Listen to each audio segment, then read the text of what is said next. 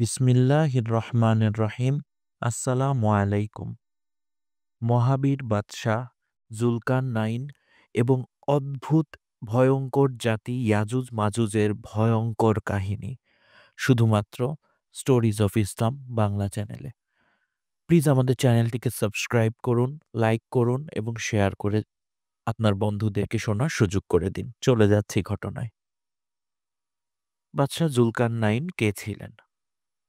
ঐতিহাসিক জীবনী লেখক ও মুফাসসিরিনদের মধ্যে শাহ সেকান্দার বা বাদশাহ জুলকারনাইনের পরিচয় নিয়ে বেশ মতভেদ দেখা যায়। কেউ কেউ এরূপ ধারণা করেন যে মেসিডোনিয়ার দিগ্বিজয়ী সম্রাট আলেকজান্ডার বা শাহ সেকান্দরের অপর নামই বাদশাহ জুলকারনাইন। অবশ্য যুক্তিতর্ক এবং তদুদ্ঘাটনপূর্বক এই মতকে খণ্ডন করা হয়েছে। তাফসিরে হাক্কানিতে বর্ণিত হয়েছে যে তিনি ছিলেন পারস্যের প্রবল প্রবল প্রতাপশালী সম্রাট দারা বা ফরিদু।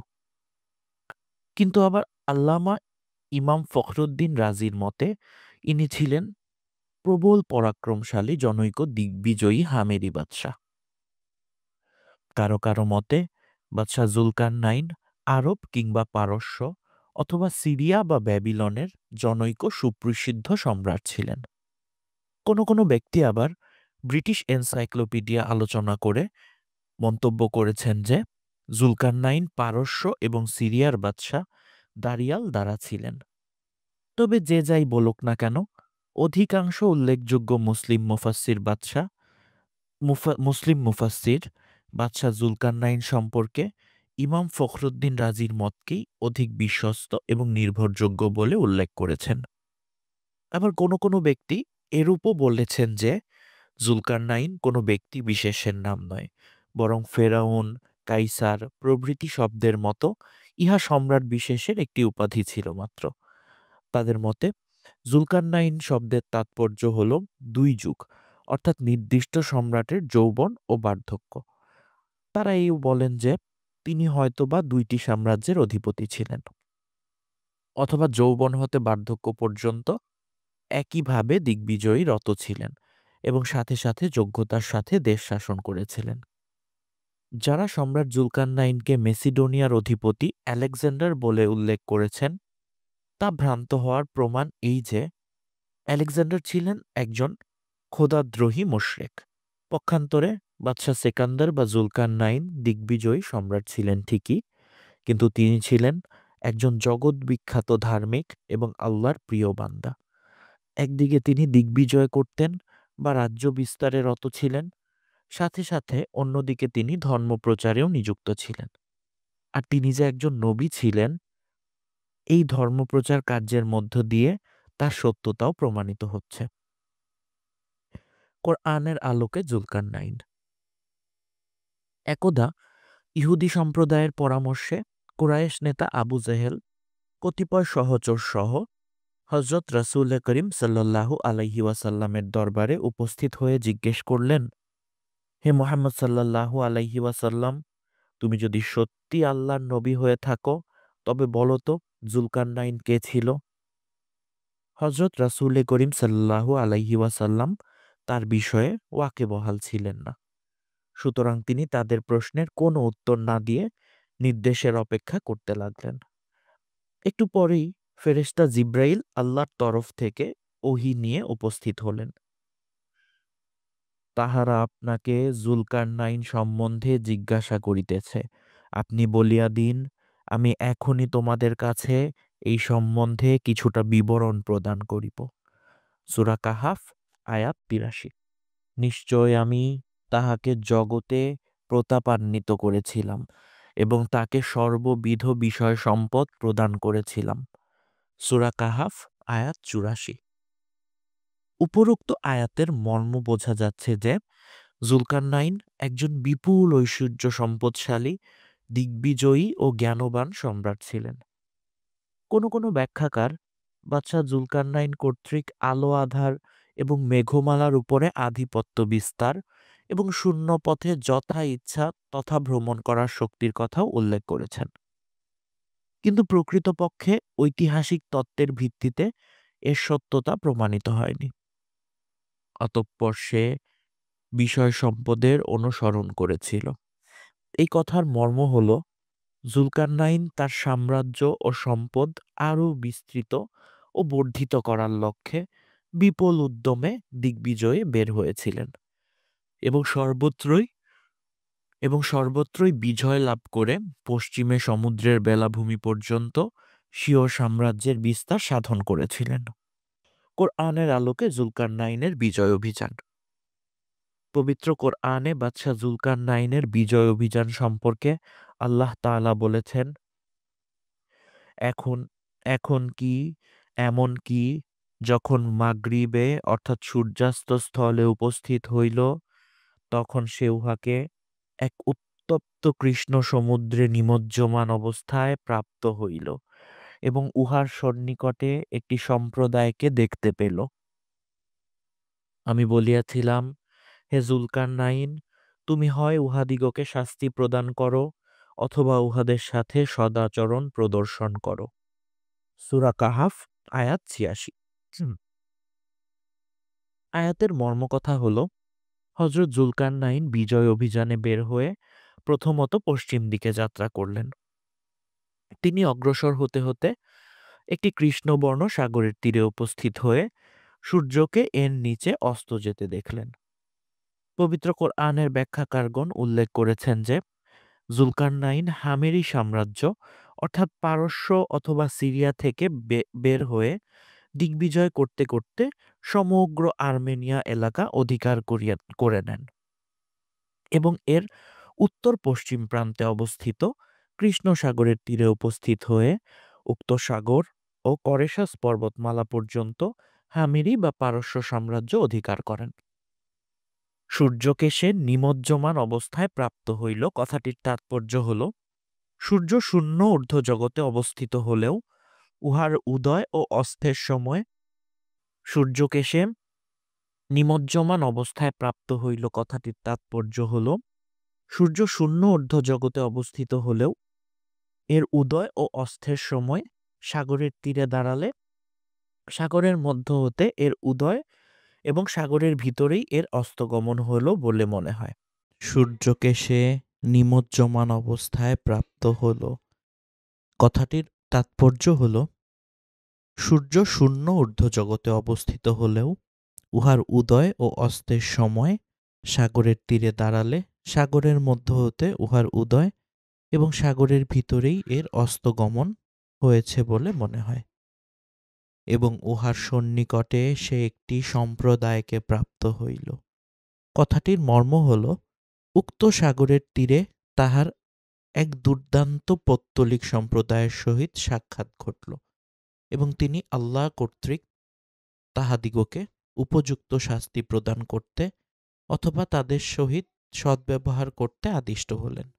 আল্লাহ তাআলার এই আদেশকে ওহী মনে করে বহু লোক বাদশাহ জুলকারনাইনকে আল্লাহর একজন নবী বলে মনে করেন। তিনি সেখানে যে জাতিটিকে প্রাপ্ত হয়েছিলেন সম্ভবত তাহারা পার্বত্য তাতার জাতি ছিল। পবিত্র কোরআনে ইরশাদ হয়েছে, সে বলেছিল যে অত্যাচারী ফলত নিশ্চয়ই আমি তাকে শাস্তি প্রদান করব। তারপর যে স্বীয় প্রতিপালকের দিকে প্রেরিত হবে তখন তিনি তাকে কঠোরভাবে শাস্তি প্রদান করবেন। কিন্তু যে ব্যক্তি বিশ্বাস স্থাপন করে ও সৎ কাজ করে ফলত তার জন্য উৎকৃষ্ট প্রতিদান রয়েছে এবং অচিরেই আমি স্বীয় আদেশ হতে তার জন্য সহজসাধ্য বাক্য বলবো। সূরা কাহাফ আয়াত ৮৮। আয়াতের মর্ম হল, জুলকারনাইন বলেছেন, এদের মধ্যে যারা অত্যাচারী ও ধর্মবিরোধী আমি তাদেরকে শাস্তি প্রদান করব। তারা সকলে প্রাণদণ্ডে দণ্ডিত হবে এবং মৃত্যুর পরে তারা মহাবিচারক আল্লাহর সামনে উপস্থিত হয়ে আরও কঠিনতম শাস্তি ভোগ করবে। আর এদের মধ্যে যারা ঈমান আনবে ও সৎ কাজ করবে আমি তাদেরকে যথোপযুক্ত পুরস্কার প্রদান করব এবং তারা যাতে অনায়াসে সুখ শান্তির সাথে জীবনযাপন করতে পারে আমি তার সুব্যবস্থা করে দেব। যতদূর মনে হয় জুলকারনাইন উক্ত সম্প্রদায়ের সাথে স্বীয় বাক্যানুযায়ী আচরণ করেছিল। কারো কারো মতে জুলকারনাইন পারস্যের বিখ্যাত ভাববাদী ধর্মপ্রচারক জোরওয়াস্ত্রের অনুগামী ছিলেন এবং সম্ভবত ককেশাস সীমান্তের তাতার জাতিকে তিনি উক্ত ধর্ম গ্রহণ করতে আহ্বান করেছিলেন। তাছাড়া জুলকারনাইন কর্তৃক তারা জুলকারনাইন কর্তৃক পুরস্কৃত হয়েছিল, আর যারা উক্ত ধর্ম গ্রহণে অস্বীকার করেছিল তারা তার কর্তৃক মৃত্যুদণ্ড প্রাপ্ত হয়েছিল। পবিত্র কোরআনে আরও বর্ণিত হয়েছে, অতঃপর সে অন্য বিষয়ের অনুসরণ করেছিল, এমনকি সে যখন সূর্যোদয়ের স্থানে উপস্থিত হয়েছিল তখন সে তাকে এক সম্প্রদায়ের উপর উদীয়মান অবস্থায় প্রাপ্ত হয়েছিল, যাদের জন্য আমি কোনো আবরণ করি নাই। এই রূপে তার নিকট যে সংবাদ ছিল তা সবই আমি পরিবেষ্টন করে নিয়েছিলাম। সূরা কাহাফ আয়াত 89-91। আয়াতের মর্ম হল, জুলকারনাইন কৃষ্ণ সাগরের তীর পর্যন্ত অধিকার করে অন্যদিকে অর্থাৎ পূর্ব দিকে অভিযান করেন এবং সেই দিকে কাস্পিয়ান সাগরের তীরে উপস্থিত হন। এই অভিযানে তিনি গেলি, তাপুরা, কাস্সি, আমিরতুরি প্রভৃতি জাতীয় কতকগুলি বর্বর ও অসভ্য উপজাতিকে প্রাপ্ত হন। এরা শীত, গ্রীষ্ম এবং বৃষ্টি তুফান হতে আত্মরক্ষার জন্য গৃহাদি নির্মাণে অভ্যস্ত ছিল না। এরা সাধারণত পর্বতের গুহায় অথবা বন জঙ্গলে অবস্থান করে বন্য পশুর মতো জীবনযাপন করত। অতঃপর আল্লাহ তাআলা বলেছেন যে এরপরই জুলকারনাইন সম্বন্ধে যে সকল ঘটনা সংঘটিত হয়েছিল তা সমস্তই আমি অবগত আছি, আমি ছাড়া অন্য কেউই তা সম্যক অবগত নহে এবং অবগত হওয়ার সম্ভাবনাও নাই। ইয়াজুজ মাজুজ ও জুলকারনাইন। কোরআনে পাকে উল্লেখিত রয়েছে, অতঃপর সে অন্য বিষয়ের অনুসরণ করেছিল, এমনকি সে 2টি পর্বতের মধ্যস্থলে উপনীত হয়েছিল। তখন সে তথায় এমন এক সম্প্রদায়কে প্রাপ্ত হয়েছিল যাদের কোনো বাক্য উপলব্ধি করার যোগ্যতা ছিল না। সূরা কাহাফ আয়াত 92-93। আয়াতের মর্ম হল, জুলকারনাইন তৎপ্রতিষ্ঠিত সাম্রাজ্য পূর্ব সীমান্তে বিস্তৃত করে অন্যদিকে অভিযান করলেন এবং 2 পর্বতের মধ্যবর্তী একটি স্থানে উপনীত হইলেন। এই আয়াতের কোনো দিক নির্দেশিত না হইলেও বুঝতে পারা যায় যে এইবার তিনি উত্তর দিকে যাত্রা করেছিলেন এবং আর্মেনিয়া ও আজারবাইজান পর্বতমালার মধ্যবর্তী ঘাটি পথে উপস্থিত হয়ে তথা এইরূপ এক অশিক্ষিত বা অপরিচিত সম্প্রদায়কে প্রাপ্ত হলেন, যাদের কথাবার্তা বুঝতে তিনি সক্ষম হলেন না। এ সম্পর্কে কোরআনে পাকে ইরশাদ হয়েছে, তারা বলেছিল, হে জুলকারনাইন, নিশ্চয় ইয়াজুজ মাজুজ পৃথিবীতে অশান্তি উৎপাদনকারী, অতএব আমরা কি তোমার জন্য কোনো কর নির্ধারণ করে দিব যে তুমি আমাদের ও তাদের মধ্যে একটি প্রাচীর নির্মাণ করে দিবে? সূরা কাহাফ আয়াত 94। আয়াতের মর্ম হল, অতঃপর উক্ত সম্প্রদায় পরস্পরের ভাষায় অভিজ্ঞ লোকদের সাহায্যে সম্রাট জুলকারনাইনের পরিচয় লাভ করে তারা তার বশ্যতা স্বীকার করল এবং তার নিকট প্রার্থনা করল যে অত্যাচারী ইয়াজুজ মাজুজদের অত্যাচার ও নিপীড়ন হতে আমাদেরকে রক্ষা করার জন্য আপনি এই 2 পর্বতের মধ্যবর্তী ঘাটি পথে একটি প্রাচীর নির্মাণ করে দিন, আমরা এর বিনিময়ে আপনাকে উপযুক্ত কর প্রদান করতে প্রস্তুত। ইয়াজুজ মাজুজদের পরিচয় হল হযরত নূহ আলাইহিস সালামের পুত্র ইয়াফেসের বংশ হতে এদের অভ্যুদয়। দুনিয়ার উত্তর পূর্ব সীমান্তে এদের বাসস্থান। এদের আবাসভূমির উত্তরে সুর সাগর অবস্থিত। এই সাগরের পানি অত্যধিক শীতল হওয়ায় সর্বদা বরফ জমিয়ে থাকে। এই কারণে এই সাগরে জাহাজাদি চলাচল করতে পারে না। তাদের পূর্ব ও পশ্চিম দিকে প্রাচীরের ন্যায় 2টি বিরাট পর্বত বিদ্যমান, সুতরাং সেই দিক দিয়েও যাতায়াতের কোনো পথ নেই। এই 2টি পর্বতের মধ্যস্থলে একটি ঘাঁটি ছিল, সেখান থেকেই ইয়াজুজ মাজুজগণ বাহির হয়ে এর চতুষ্পার্শ্বস্থ এলাকাসমূহ লুটপাট করত। তাদের ঘাঁটির এই রাস্তাটি বাদশাহ জুলকারনাইন এইরূপ একটি লৌহ প্রাচীর দ্বারা বন্ধ করে দিলেন। প্রাচীরটির উচ্চতা ছিল পর্বতদ্বয়ের সমান এবং এটি ছিল 60 গজ। ইয়াজুজ মাজুজদের এমন সাধ্য ছিল না যে তারা ওই প্রাচীর অতিক্রম করে বাহির হয়ে আসে। ইয়াজুজ মাজুজ সম্বন্ধে বিভিন্ন তাফসীর গ্রন্থে বর্ণিত হয়েছে যে এরা ককেশাস পর্বতমালার উত্তরাংশের অধিবাসী। এরা একটি দুর্ধর্ষ ও মহাপরাক্রমশালী জাতি। আর্মেনিয়া ও আজারবাইজান পর্বতশ্রেণীর মধ্যবর্তী রাস্তাপথে এরা দক্ষিণ অঞ্চলে আগমন করত এবং ওইসব এলাকার অধিবাসীদের উপর নানারূপ অত্যাচার লুণ্ঠন করে নিয়ে যেত, নানারূপ অত্যাচার করত। তাদেরকে হত্যা করে তাদের ধন দৌলত, খাদ্যশস্য ও গৃহপালিত পশু লুণ্ঠন করে নিয়ে যেত। তাদের উৎপীড়নের এই এলাকার লোকেরা স্বস্তির নিঃশ্বাস ফেলতে পারত না। দিবানিশি সর্বদাই উৎকণ্ঠিত ও সন্ত্রস্ত অবস্থায় সময় কাটত সেসব এলাকার মানুষদের। এমতাবস্থায় তারা প্রবল পরাক্রান্ত বাদশাহ জুলকারনাইনকে নিকটে পেয়ে নিজেদের জন্য পরম সৌভাগ্য মনে করল এবং সানন্দে তার বশ্যতা স্বীকার করার পর ইয়াজুজ মাজুজদের যাতায়াত পথ বন্ধ করে দিয়ে দেওয়ার জন্য তার নিকট অনুরোধ জানালো। বাদশাহ জুলকারনাইন তাদের অনুরোধে চিরদিনের জন্য ইয়াজুজ মাজুজদের গমনাগমন পথ বন্ধ করে দিলেন। এই প্রসঙ্গে পবিত্র কোরআনে বর্ণিত আছে, সে বলেছিল, এই ব্যাপারে আমার প্রতিপালক আমাকে যে ক্ষমতা দান করেছেন তাই যথেষ্ট। অতএব তোমরা শক্তি দ্বারা আমাকে সাহায্য করো, আমি তোমাদের ও তাদের মধ্যে প্রশস্ত প্রাচীর তৈরি করে দেব। সূরা কাহাফ আয়াত 95। আয়াতের মর্ম হল, বাদশাহ জুলকারনাইন সেই অপরিচিত সম্প্রদায়ের কাছে দুধর্ষ ও অত্যাচারী ইয়াজুজ মাজুজদের সংখ্যা, শক্তি, প্রতাপ ও তাদের অত্যাচার উৎপীড়নের কথা শ্রবণ করে তাদের অনুরোধ অনুযায়ী সেই অত্যাচারী সম্প্রদায়ের গমনাগমনের পথ চিরদিনের জন্য রুদ্ধ করিয়া দিতে মনস্থ করিলেন এবং তাদের বললেন, এই কাজের জন্য আমাকে তোমাদের আর্থিক সাহায্য করার কোনো প্রয়োজন নেই, কেননা আল্লাহ তাআলা আমাকে যে অফুরন্ত ধন সম্পদ দান করেছেন আমার জন্য তাই যথেষ্ট। তোমরা শুধু শারীরিক শ্রম দ্বারা আমাকে সাহায্য করবে, তাহলেই আমি তোমাদের জন্য প্রাচীর নির্মাণ করে দিতে পারব। পবিত্র কোরআনে আরও উক্ত হয়েছে যে, তোমরা আমার নিকট লৌহখণ্ডসমূহ আনয়ন করো। অতঃপর সে উভয় পর্বতের মধ্যস্থল সমতল করে দিল। তখন সে বলেছিল, তোমরা ফুৎকার প্রদান করো যে পর্যন্ত না অগ্নি উৎপাদিত হয়।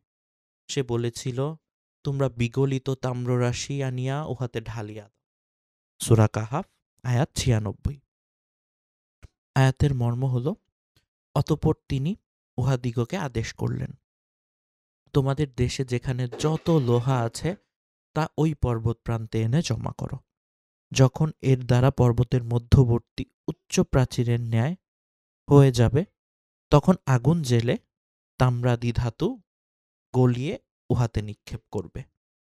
তা হইলেই তোমাদের ও ইয়াজুজ মাজুজদের মধ্যে এক অলঙ্ঘনীয় ও অভেদ্য প্রাচীর নির্মিত হয়ে যাবে। কোরআনে পাকে আরও এরশাদ হয়েছে, অতঃপর তারা এর উপরে আরোহণ করিতে পারিত না এবং উহাতে ছিদ্র করিতেও সক্ষম হইল না। সে যখন বলিয়াছিল, ইহা আমার প্রতিপালকেরই অনুগ্রহ, কিন্তু যখন আমার প্রতিপালকের প্রতিশ্রুতি উপস্থিত হইবে তখন তিনি ইহাকে সমতল করিয়া দিবেন এবং আমার প্রতিপালকের প্রতিশ্রুতি সত্য সঠিক। আয়াতের মর্ম হইল, অতঃপর বাদশাহ জুলকারনাইনের আদেশ অনুসারে বিগলিত তাম্র, সীসা প্রভৃতি ধাতুর দ্বারা লৌহ প্রস্তর প্রভৃতি প্রথিত করত। যখন ওই সুউচ্চ ও সুপ্রশস্ত দুর্ভেদ্য প্রাচীর নির্মিত হইল, তখন তিনি স্থানীয় অধিবাসীদিগকে সম্বোধন করে বললেন, আল্লাহ তাআলা অসীম কৃপায় তোমাদের নিরাপত্তার জন্য ইয়াজুজ মাজুজদের গমনাগমনের পার্বত্য পথ রুদ্ধ করে এই দুর্ভেদ্য প্রাচীর নির্মাণ কাজ সম্পন্ন করা হলো। এখন নিশ্চিন্তে ও নিরুদ্বেগে স্ব আবাসভূমিতে অবস্থান করো। এখন আর ইয়াজুজ মাজুজ এই প্রাচীর ভেদ করে তোমাদের দেশে এসে তোমাদের উপর অত্যাচার করতে পারবে না। অবশ্য যখন আমার প্রতিপালকের ইচ্ছায় ইহা ধ্বংস হয়ে যাবে এবং সমভূমি হওয়ার সময় উপস্থিত হবে, তখন ইয়াজুজ মাজুজদের পক্ষে এই দুর্ভেদ্য প্রাচীর ভঙ্গ বা ভেদ করত এটি অতিক্রম করা সম্ভব হবে। আমার প্রতিপালকের এই অঙ্গীকার বা সুনির্দিষ্ট সময় একদিন অবশ্যই উপস্থিত হবে। উল্লেখ করা প্রয়োজন যে বাদশাহ জুলকারনাইনের তৃতীয় বিজয় অভিযান ইউরোপের পশ্চিম সীমান্ত আটলান্টিক মহাসাগর পর্যন্ত পরিচালিত হয়েছিল এবং তৎকর্তৃকই চীনের সুপ্রসিদ্ধ ১৫০০ মাইল সুদীর্ঘ প্রাচীর নির্মিত হয়েছিল।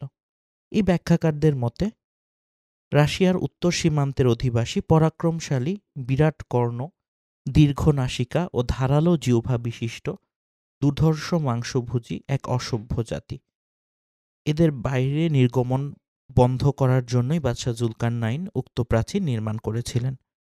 তারা আরও বলেন যে কিয়ামতের পূর্ব মুহূর্তে ওই দুর্ধর্ষ জাতি উক্ত প্রাচীর ভঙ্গ করে অগণিত পঙ্গপালের ন্যায় পৃথিবীর দক্ষিণ অঞ্চলের দিকে ছুটে চলবে এবং সমস্ত জনমানুষ ধ্বংস করে শেষ পর্যন্ত আল্লাহ তাআলার গজবে তারাও সমূলে ধ্বংসপ্রাপ্ত হবে। ইয়াজুজ মাজুজদের কীর্তি সম্পর্কে কেউ কেউ বলেছেন যে জুলকারনাইনের প্রাচীর ভঙ্গ ও ভেদ করে খোদাদ্রোহী ইয়াজুজ মাজুজ জাতি পিপীলিকার দলের ন্যায় সিরিয়া রাজ্যে ধাবিত হবে এবং তারা সারা জগৎ বিজয় সমাপ্ত করিয়াছে এমন মনোভাব পোষণ করে এইবার আকাশের অধিবাসীদের পরাস্ত করার উদ্দেশ্যে শূন্যে তীর নিক্ষেপ করতে থাকবে। অবশেষে আল্লাহর ইচ্ছায় শূন্যমণ্ডল হতে প্রত্যাবৃত রক্তরঞ্জিত তীর দেখে তারা আল্লাহ তাআলাকে সংহার করেছে মনে করে আনন্দে নৃত্য শুরু করবে। ঠিক এই মুহূর্তে আল্লাহর ইচ্ছায় এক প্রকার বিষাক্ত স্ফোটক দ্বারা আক্রান্ত হয়ে এরা মৃত্যুবরণ করবে। তাদের স্তূপীকৃত তীরধনুকগুলি উল্লেখিত রাজ্যের ধ্বংসাবশিষ্ট অধিবাসীগণ সুদীর্ঘ ৬ বছর পর্যন্ত জ্বালানি কাষ্ঠরূপে ব্যবহার করবে। কিন্তু ঐতিহাসিক তত্ত্বের ভিত্তিতে উল্লেখিত বক্তব্যসমূহ সত্য এবং সঠিক বলে প্রমাণিত হয়নি। জুলকারনাইনের মৃত্যু চিন্তা। বাদশাহ জুলকারনাইনের বিশাল সাম্রাজ্য, অফুরন্ত ধনসম্পদ, জগৎজোড়া সুনাম, খ্যাতি ও অতুলনীয় মানসম্মান সত্ত্বেও শীঘ্রই তার বদনমণ্ডলে এক আশ্চর্য বিষণ্ণতার রেখা ফুটে উঠল। তার মুখে একটি পলকের তরেও আর হাসির চিহ্ন দেখা যাইত না। এর কারণ অন্য কিছুই নয়, হঠাৎ তার হৃদয় মধ্যে মৃত্যুর কথা উদয় হয়েছে। তিনি ভাবলেন, না জানি কোন মুহূর্তে তাকে এইসব কিছু পরিত্যাগ করে পরলোকে পাড়ি দিতে হবে। তিনি চোখের উপরে দেখতেছেন একটি লোকও তার মৃত্যুর হাত থেকে রক্ষা পাচ্ছে না। ধনী, গরিব, সুস্থ সবল, রোগী, স্বাস্থ্যবান প্রত্যেকেই যখন তখন মৃত্যুর কোলে চলে যাচ্ছে। তিনিও যে কোনো সময় মৃত্যুর পথে যাত্রা করবেন না, তার কি বিশ্বাস? এইভাবে জুলকারনাইন নিজের মৃত্যু চিন্তায় একেবারে বিমর্ষ হয়ে পড়েছিলেন। বাহিরের যাবতীয় সুখ সমৃদ্ধি তার মনের এই চিন্তার কারণ সম্পূর্ণ বৃথা হয়ে যেতে বসেছিল। আল্লাহর নবী হযরত ইয়াহিয়া আলাইহিসসালামকেও এরকম ভীষণ চিন্তায় পেয়ে বসেছিল। অবশ্য তার মৃত্যুর চিন্তা আর জুলকারনাইনের মৃত্যুর চিন্তার মধ্যে যথেষ্ট পার্থক্য ছিল। হযরত ইয়াহিয়া আলাইহিসসালামের মৃত্যুর চিন্তার রূপ ছিল এই যে, মৃত্যু তো অবশ্যই আসবে, তবে পারলৌকিক অবস্থা কি হবে, মৃত্যুর পর আল্লাহ তাআলার কঠিন আযাব হতে মুক্তি লাভ করা যাবে কিনা, তিনি মৃত্যুর পরবর্তীকালীন কবরের অবস্থার কথা, হাসরের মাঠে পাপ পুণ্যের বিচারের কথা, দোজখের কথা, পুলসিরাতের কথা এবং তার বেহেশত নসিব হইবে কিনা, মৃত্যুর চিন্তার সাথে সাথে তার মনে এই সব কথা জাগরুক হয়ে তাকে একেবারে ব্যতিব্যস্ত করে তুলত। তিনি সর্বদাই শুধু আখিরাতের ভয়ে ক্রন্দন করতেন। হযরত ইয়াহিয়া আলাইহিস সালামের পিতামাতা, বিজ্ঞ আত্মীয় স্বজন সহ সবাই তাকে নানা রূপ বুঝিয়ে শুনিয়েও এই চিন্তার কবল থেকে মুক্ত করতে পারতেন না।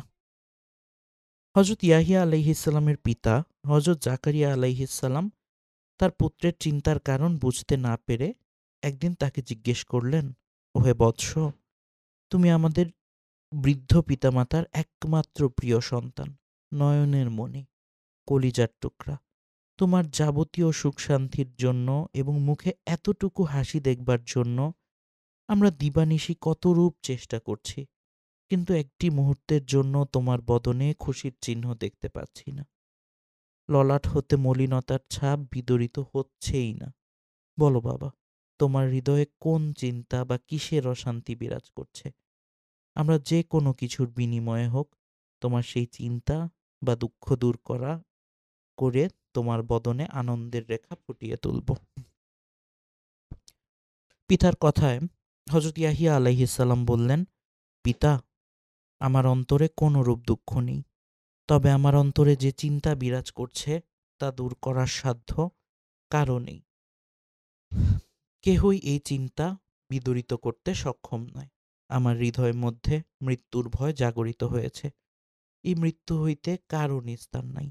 আজ হোক বা কাল হোক, একে একে প্রত্যেকেই মৃত্যুর শিকার হচ্ছে। মূলত মৃত্যুর জন্য আমার চিন্তা নেই, যেহেতু মৃত্যু আল্লাহর অমোঘ বিধান। আমার চিন্তা হলো, মৃত্যু যখন বরণ করতেই হবে, তখন তাহা কি অবস্থায় বরণ করতে পারিব? মৃত্যুকালে আমার ঈমান বহাল থাকবে কি না? মৃত্যুর পরে অন্ধকার কবরে আমার কি অবস্থা ঘটবে? হাসরের ময়দানে পাপ পুণ্যের ওজন বিচার অনুষ্ঠানকালে আমার কি অবস্থা হবে? ভয়াবহ পুলসিরাত পার হওয়া আমি পরপারে পৌঁছতে পারবো কিনা? দোজখের কঠিন আযাব হতে রেহাই পাবো কিনা? এবং পরম শান্তিময় স্থান বেহেশতে আমার নসিব হবে কিনা? মৃত্যুর চিন্তার সাথে সাথে সর্বদাই আমার মনে এইসব চিন্তার উদ্রেক হয়ে আমাকে অস্থির ও অপ্রসন্ন করে তোলে। পুত্রের কথা শুনে হযরত জাকারিয়া আলাইহিসসালাম বললেন, প্রিয় পুত্র, যেসব বিষয়ের কথা বললে, যদি এগুলি তোমার চিন্তার কারণ হয়ে থাকে, তাহলে সে চিন্তা তোমার জন্য প্রকৃত কল্যাণের কারণ হবে। ইহা তোমার মানব জীবনের আসল উদ্দেশ্য ও সার্থকতা ডেকে আনবে। অতএব এই ধরনের চিন্তাকে আর আমিও তোমার অন্তর থেকে দূর করতে চাই না। কোনো কোনো কিতাবে বর্ণিত আছে, হযরত ইয়াহিয়া আলাইহিসসালাম এসব চিন্তা করতে যে এত বেশি ক্রন্দন করতেন, এত বেশি কান্না করতেন যে দুই চক্ষু হতে অশ্রু গড়াইয়া তাহার দুই গণ্ডে ঘা হয়ে গিয়েছিল, অর্থাৎ তার গালে ঘা হয়ে গিয়েছিল। ক্রমান্বয়ে এই ঘায়ের ফলে উভয় গাল হতে মাংস খসে পড়ছিল, যার ফলে তার মুখের দুপাটি দাঁত বাহির হয়ে দেখা যেত। এত গেল হযরত ইয়াহিয়া আলাইহিসসালামের মৃত্যুর চিন্তার অবস্থা এবং এর ফলাফলের কথা। পক্ষান্তরে বাদশাহ জুলকারনাইন আলাইহিসসালামও মৃত্যু চিন্তা করতেন এবং তার ফলে সদা বিষণ্ণভাবে কালযাপন করতেন। অনুক্ষণ চিন্তা করতেন মৃত্যুর কবল থেকে কি রূপে রক্ষা লাভ করা যায়। কেননা দুনিয়ার এই বিরাট বাদশাহী, রাজ্য, সম্পদ, ধন, মান, জন প্রভৃতি সকলই যে মৃত্যুর সাথে সাথে নিরর্থক হয়ে যাবে। তিনি আরও চিন্তা করতেন যে মৃত্যু তাকে এই বিশাল সাম্রাজ্য, বিপুল ধন সম্পদ, অগণিত সৈন্য সামন্ত ও লোকলস্কর, হাতি ঘোড়া, পরিবার পরিজন, অশেষ মান সম্মান, যশ প্রতিপত্তি প্রভৃতি সব কিছু হতে ছিনিয়ে নিবে। সেই মৃত্যুর হাত থেকে কোনো প্রকারে আত্মরক্ষা করা যায় কিনা, কোনো চেষ্টায় সেই মৃত্যুর কবল থেকে পরিত্রাণ লাভ করা সম্ভব কিনা, এই নিদারুণ উদ্বেগ মিশ্রিত চিন্তাই তাকে যার পরনাই ম্রিয়মাণ করে রেখেছিল। বাদশাহ জুলকারনাইন আল্লাহ তাআলার ইবাদত বন্দিগি অতি উত্তম রূপেই করতেন। তাতে এতটুকু মাত্র আলস্য কিংবা ত্রুটি ছিল না। ধর্মপ্রচার কার্যে নিয়মিতই রত থাকতেন। সাথে সাথে তিনি দৈনন্দিন রাজকার্যসমূহ যথাযথভাবে সম্পাদন করতেন। কিন্তু তাতে কি হবে, তার মনে এতটুকু মাত্র সুখ বা আনন্দ ছিল না। মুখে কোনরূপ প্রফুল্লতার নিদর্শন ছিল না। তার মনে এইরূপ চিন্তাও বিরাজ করছিল, আল্লাহ তাআলা তাকে রাজ্য শাসন ও প্রজা পালনের যে বিরাট দায়িত্ব অর্পণ করেছেন, তা কি তিনি সঠিকভাবে পালন করতে পারছেন? কি জানি কত না ত্রুটি বিচ্যুতি ঘটছে তার এই সমস্ত দায়িত্ব পালনে। আল্লাহ তাআলা তার এই অপরাধ ক্ষমা করবেন কি? যদি না করেন, তবে তার উপায় কি হবে?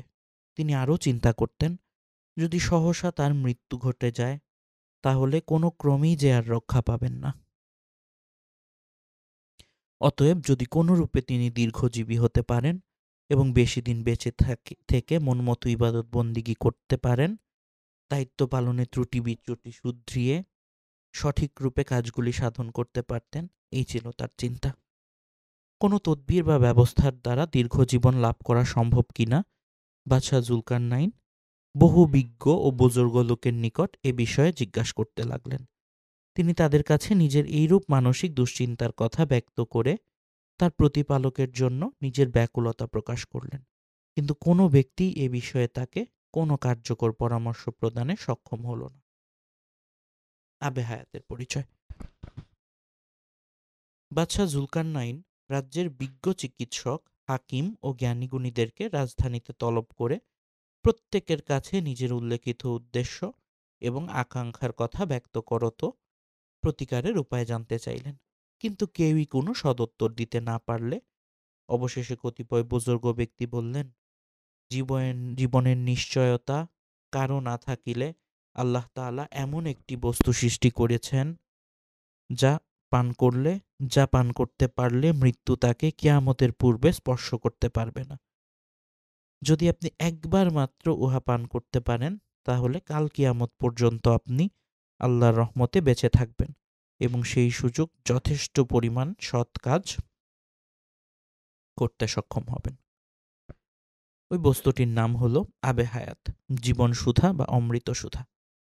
বাদশাহ জুলকারনাইন জিজ্ঞাসা করলেন, এটি কেমন বস্তু এবং কোথায় পাওয়া যায়? বুজুর্গগণ বললেন, আবে হায়াত বেহেশতের একটি বিশেষ ঝর্ণার পানি। বেহেশতবাসীগণ বেহেশতে গমন করে ওই পানি পান করত চির অমরত্ব লাভ করবেন।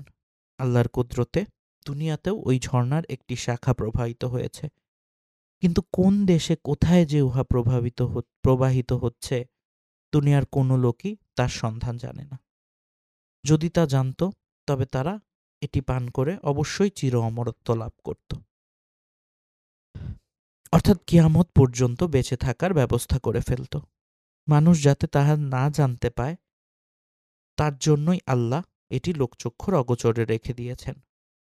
অবশ্যই এতদ সত্ত্বেও অদৃষ্ট ভালো হলে আল্লাহর মর্জিতেই উহার সন্ধান লাভ করা যায় এবং আপনিও এর সন্ধান লাভ করতে পারেন। অতঃপর আপনি যেরূপ বিশাল সাম্রাজ্যের অধিপতি, দুনিয়ার সর্বত্রই আপনার প্রভাব প্রতিপত্তি বিদ্যমান। লোকলস্কর, হাতি ঘোড়ার অভাব নাই। দুনিয়ার যে কোনো স্থানে গমনাগমন আপনার পক্ষে সহজসাধ্য। অতএব আশা করি আপনি চেষ্টা করলে আবে হায়াতের সন্ধান করত এটি আবিষ্কার করে আপনার পক্ষে মোটেই কঠিন কার্য নয়। আবে হায়াতের সন্ধান। বাদশাহ জুলকারনাইন বুজুর্গদের নিকট এইভাবে আবে হায়াতের পরিচয় লাভ করে তাহা মনের মধ্যে চেপে রাখলেন এবং এইরূপ সিদ্ধান্ত গ্রহণ করলেন, হযরত খাজা খিজির আলাইহিসসালামের নিকটে এ বিষয়ে উল্লেখ করে তার পরামর্শ মতো যা হয় করবেন। একদা তিনি হযরত খাজা খিজির আলাইহিসসালামকে জিজ্ঞেস করলেন, জনাব, আপনি আবে হায়াত সম্পর্কে কতদূর কি জানেন? এর উপকারিতাই বা কি এবং এর সন্ধানই বা কোথায় পাওয়া যাইতে পারে? হযরত খিজির আলাইহিসসালাম বললেন, বেহেশতে আবে হায়াত নামে আল্লাহর রহমতের একটি পানির ঝর্ণা আছে। উক্ত পানি দুনিয়ার কোনো লোক পান করলে সে দীর্ঘ জীবন লাভ করে এবং বেহেশতবাসীরা এটি পান করে চির অমরত্ব লাভ করবে। দুনিয়ার যে কোনো একটি স্থানে উক্ত বেহেশতি ঝর্ণার একটি শাখা ঝর্ণা প্রবাহিত আছে।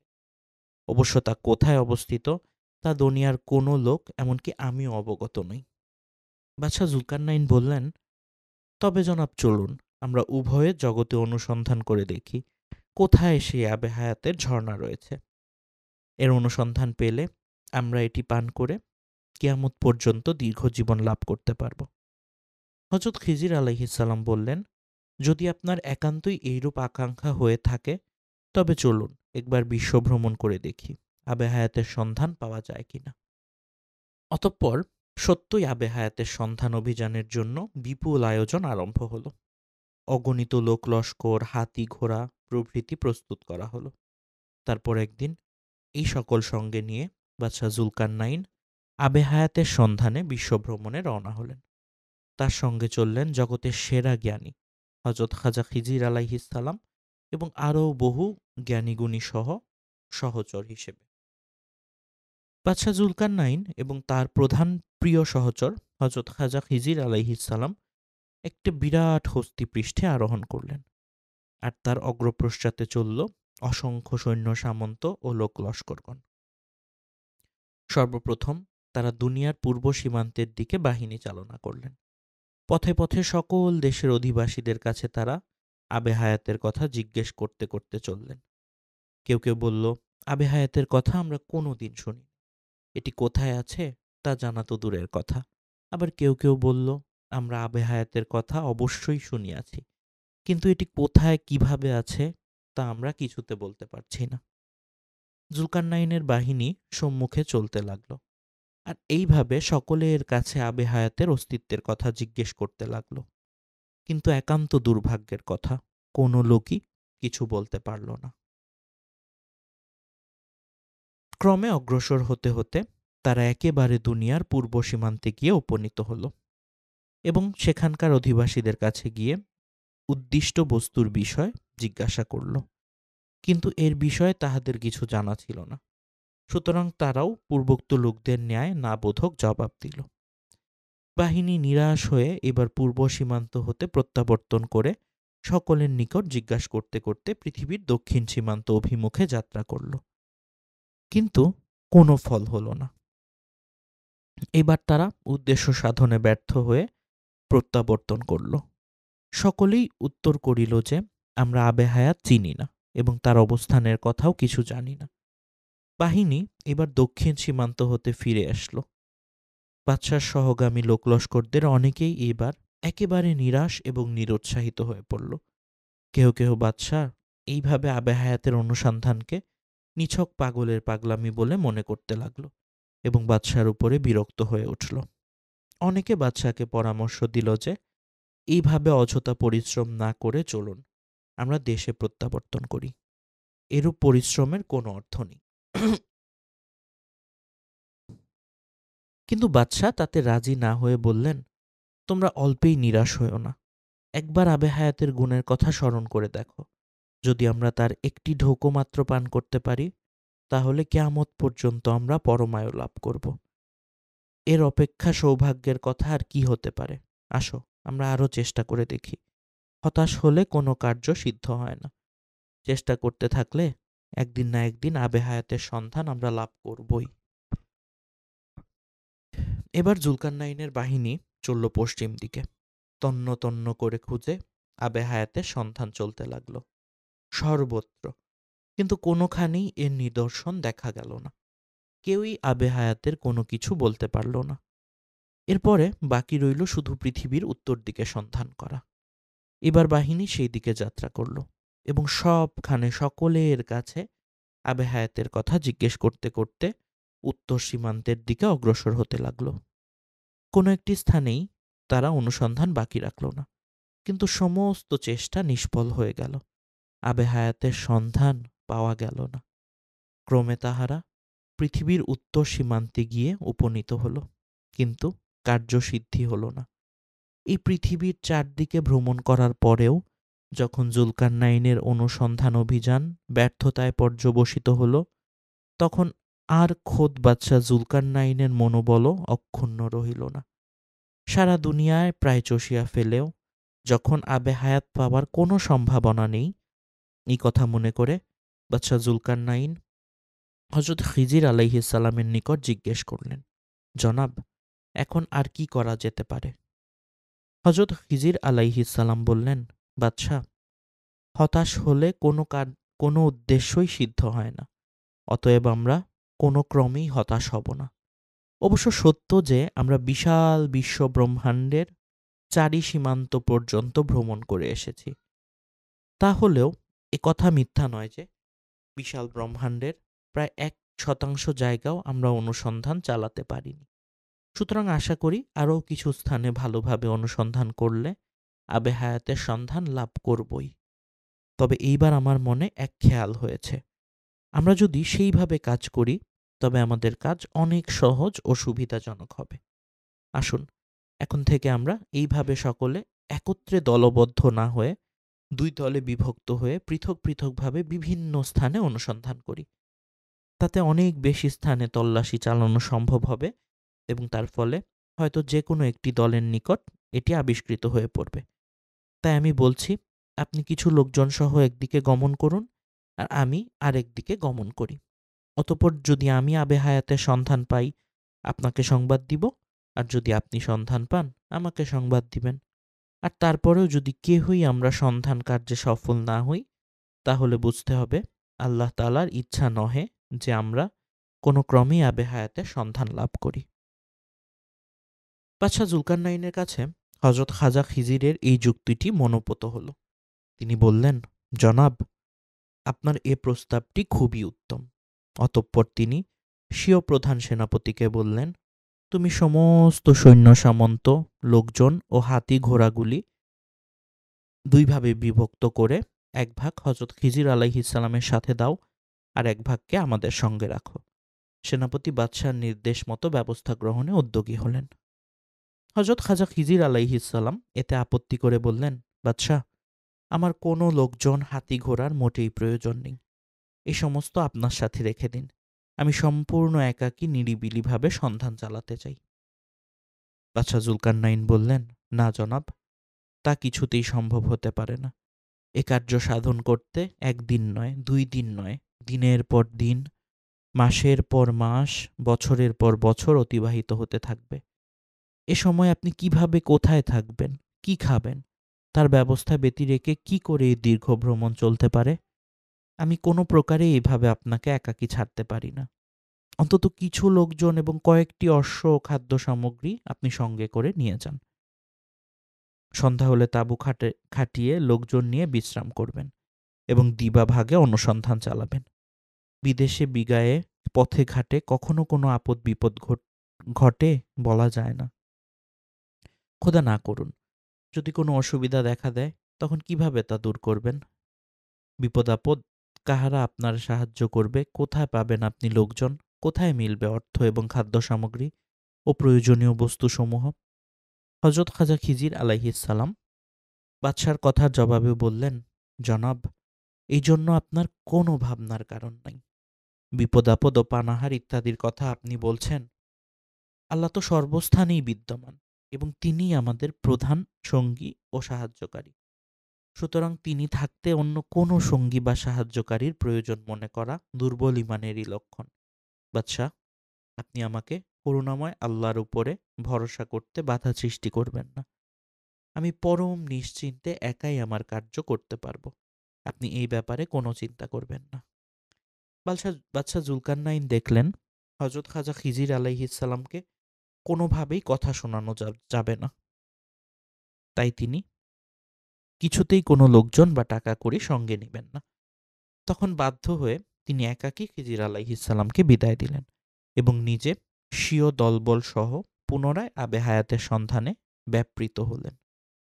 বাদশার লোকজন এক এক স্থানে গমন করে প্রত্যেকে ভিন্ন ভিন্নভাবে যার সাথে দেখা হয় তাকেই জিজ্ঞেস করেন আবে হায়াতের কথা, কিন্তু সকলেই একই উত্তর দেয়, তারা আবে হায়াতের কথা জানে না। এইভাবে কত অলিয়া উলিয়া, কত জ্ঞানী গুণী, কত প্রবীণ প্রধান লোকের নিকট তারা আবে হায়াতের কথা জিজ্ঞেস করল, তারই অত্যা নেই। কিন্তু আল্লাহর কুদরতে কেউই ইহার কথা কিচ্ছু বলতে পারল না। এইভাবে মাসের পর মাস, বছরের পর বছর অতিবাহিত হলো, কিন্তু বাদশাহ জুলকারনাইনের আশা সফল হলো না। এইদিকে তার সঙ্গী লোকজনের মনে বিরক্তি ও হতাশার ভাব দানা বাঁধতে শুরু করল। ইতিমধ্যে বাহিনীর বহু লোক মৃত্যুবরণ করল। ক্রমে বাদশার সঙ্গী লোকজনের সংখ্যা কমে অর্ধেকে এসে পড়ল।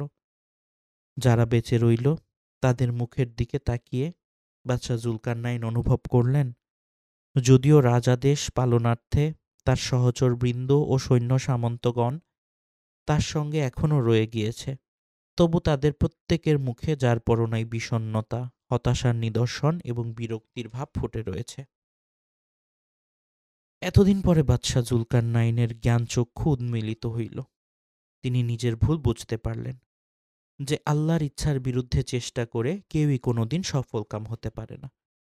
হয়তো আল্লাহর ইচ্ছা নয় আমি আবে হায়াত পান করি এবং অমরত্ব লাভ করি, সুতরাং বৃথা চেষ্টা করে আমার আর কি লাভ হবে? হয়তোবা এইভাবে আবে হায়াত তালাশ করতে করতে বিদেশ বিগায়ে বসে কখন আমার প্রাণবায়ু নিঃশেষ হয়ে যাবে আবে হায়াতের প্রয়োজন আর থাকবে না। অতএব এখন আমার উচিত যতটুকু সময় বেঁচে থাকি কর্তব্য কর্মে রত থাকি। বাদশার মনে এই কথাটি উদয় হলো, আল্লাহ যদি আমার অদৃষ্টে আবে হায়াত পান না লিখিয়ে রাখেন তবে শত চেষ্টা করেও তা সম্ভব হবে না, আর যদি লিখে থাকেন তাহলে নিজ দেশে বসেই তা পান করা যাবে। এইভাবে বাদশাহ জুলকারনাইন আবে হায়াত পানের চেষ্টার মোহ ভঙ্গ হয়ে সাথে সাথেই তিনি অবশিষ্ট লোকজন সহ স্বীয় রাজধানী অভিমুখে ফিরে আসলেন।